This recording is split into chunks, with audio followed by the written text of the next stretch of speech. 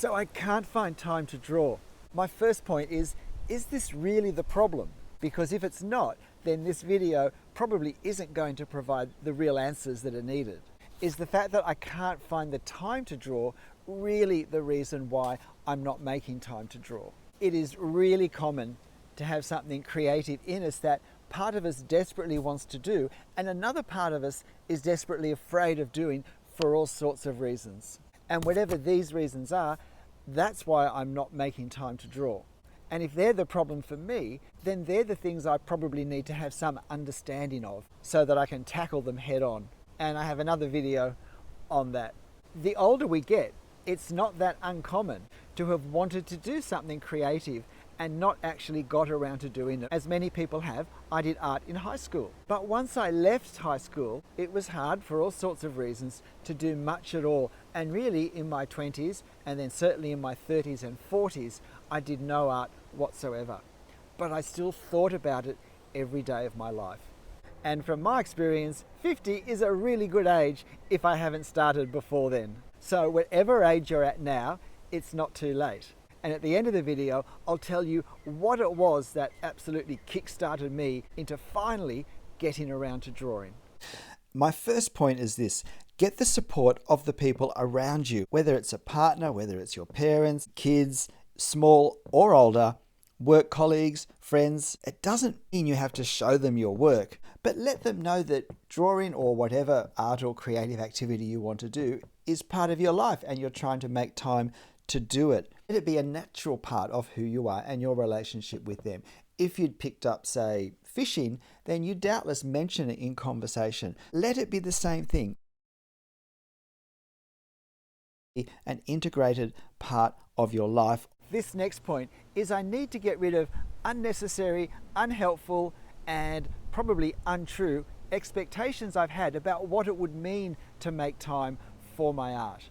If I've been putting off doing this for a long time, I've probably built up a false picture of how much time and effort and energy it's going to take to do something. Always more time, effort, and energy than I feel like I have at that point. So the fact that I've not been drawing, or whatever it is, has become a big thing that I carry around with me.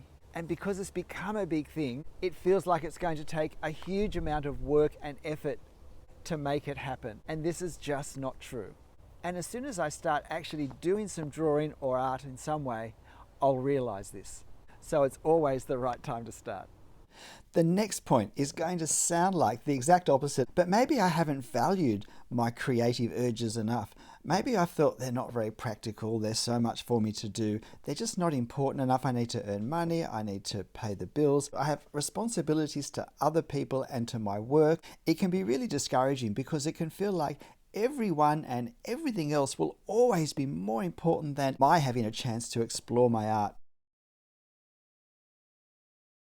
And this is where having the support of other people can really help me, because they can help validate that this thing I feel like is inside me is worthwhile, that they'll encourage me. So if I've been saying to myself, I'm probably not any good anyway and it's not worth the time and trouble, then simply I need to stop it and let other people tell me I'm worth it, my art's worth it, and then get on with it. So whatever it is creatively I'm wanting to do, I need to start. Simply start now.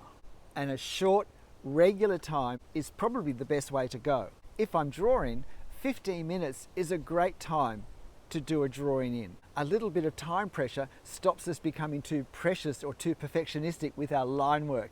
It keeps us nice and loose and just taking a risk with lots of brisk gestural lines. 30 minutes, an hour, whatever I can manage regularly, and I would aim for weekly to be the minimum period between my regular slots. 30 minutes a week is better than a 3-hour afternoon once a year. But clearly more time is better. And I can almost guarantee that if anyone starts a regular 15-minute a week drawing time, that they'll just start to push it out longer because they really will want to make time for it. But you have to start to experience this. This point is about planning what to draw or paint before the actual sessions. It's not as part of the session that we do this. If I'm drawing from photos, I need to collect these photos during the rest of my life when I don't actually have time to draw, but as I find them, and have one chosen and printed before the time starts as a reference. I need to have my materials at hand. We want to maximize the time we actually spend drawing or creating our art. It's so easy to waste time on doing this sort of thing at the start of our session. It's more common to delay confronting our fears, messing around with doing these sorts of things, and then thinking, oh, there's not really time now. So I need to be completely prepared before my drawing time starts. These next points are really to do with time management. If I haven't been able to make time for my art, but I've really wanted to do it, then I need to manage my time in a way to create spaces to draw. And a really easy way to do this is to swap other activities that are already a part of my life for drawing. Now by this, I don't mean I'll draw instead of doing the dishes. Although it might just be that if I have a very sympathetic partner, they will actually offer to do the dishes at least some of the time so that I can put that time into drawing. You can see there one of the possible benefits of that earlier point. But rather than swapping the dishes or some other chore, it may be that I'll say to myself, I won't watch TV on Tuesday nights. I'll put that time into drawing. Maybe I can delay arriving home on Wednesday afternoons and I'll go somewhere, say a public library, and do some drawing there so that I've got space and room and no distractions to draw. Maybe I can simply use a lunch break at work, or if I'm able to have flexibility in my working hours, possibly I can accrue some extra time and then use that time to do some art somewhere. Maybe if I have a regular time where I go to a movie with my partner, some of those times I could do my drawing or my painting, and maybe they have a creative activity which they could do themselves. So maybe we can create a space to draw by swapping out a different activity. As well as swapping activities that we've already planned, we can double up on activities. And by this I mean we don't replace something we were going to do with our drawing or our art, but we combine it with something else. So for instance, if I've allowed time to have an activity with my kids, instead of leaving the home for that, I could spend time on the dining table drawing with them and encouraging them to draw as well. Or we could all go out to our local neighbourhood somewhere and do some location sketching. If I've got to take one of my children to piano lessons and I'm sitting in the car outside, instead of reading a book, I can do a 15-minute sketch. Possibly in my workplace, depending on the length of my lunch period, I can do a drawing in that time. As well as swapping activities for drawing, we can double up activities and combine two things at once.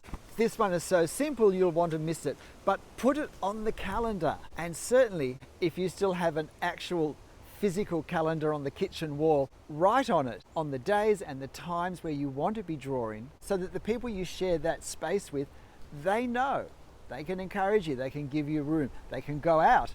It also says to all the people around me, as well as to myself, that this is an important activity. This is something I'm planning to do. I want to do it. It's just as important as going to the doctor's or doing the shopping or taking one of my children to soccer practice. So put it on the calendar.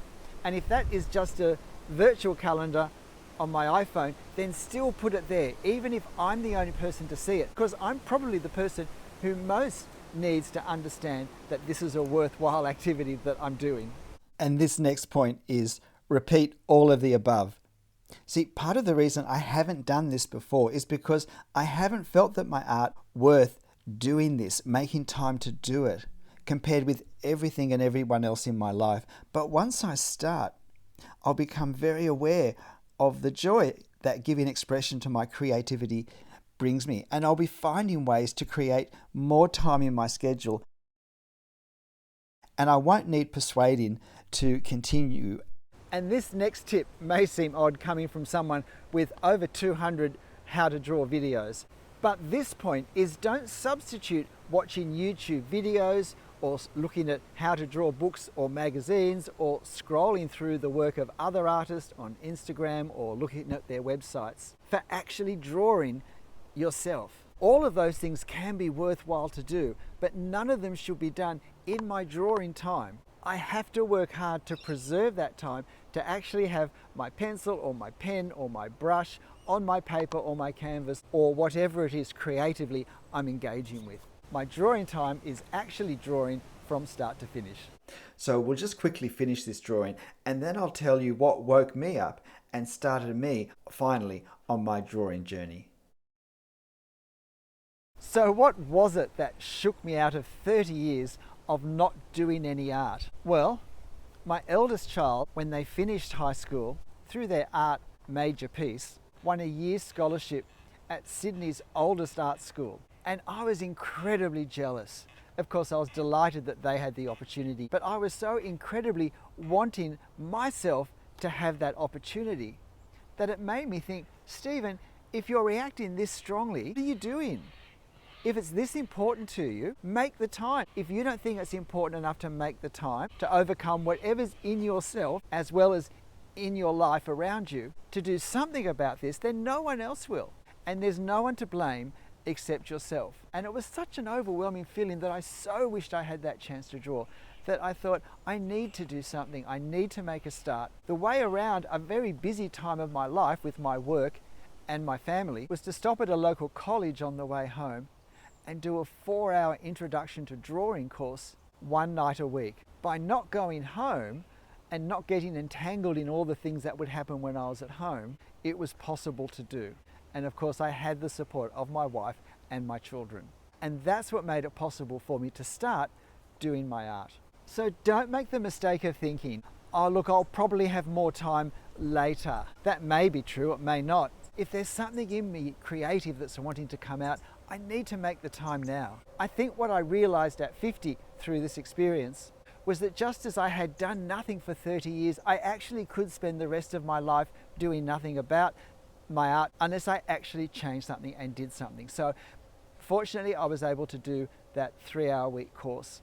And as long as I turned up, it happened. Creativity of some sort is in our very DNA. It's a part of who we all are. And if there's a particular creative expression that I'm aware of in me, wanting to get out, then it is worth organizing my time and my relationships and my activities to some degree to let it happen. And as I've discovered, once we start, we can never guess where it's going to end up. I'm Stephen Travers. I'll see you next time. Bye.